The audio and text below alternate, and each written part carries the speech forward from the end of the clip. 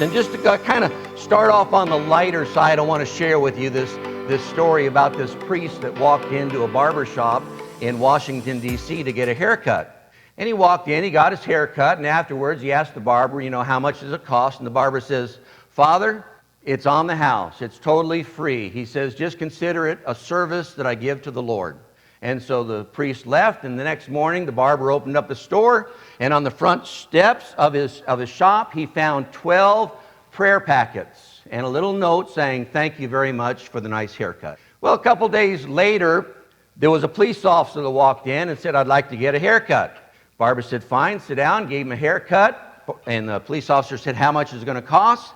He says, "It's absolutely free." He says, "Just consider it a service to the community." And so he left, and the next morning the barber came back to the shop, and there on the front step of his shop, he found a dozen donuts and a little thank you note saying, "Thank you very much, for the nice haircut you gave me."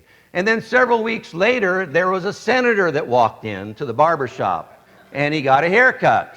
And after it was all over with, he asked the barber, "How much does it cost?" Barber said, "Senator, don't worry about it. Just consider it a service to my country." And the guy left. The next morning, the barber came back to his shop, and what did he find? 12 senators standing on the stoop waiting for a free haircut. So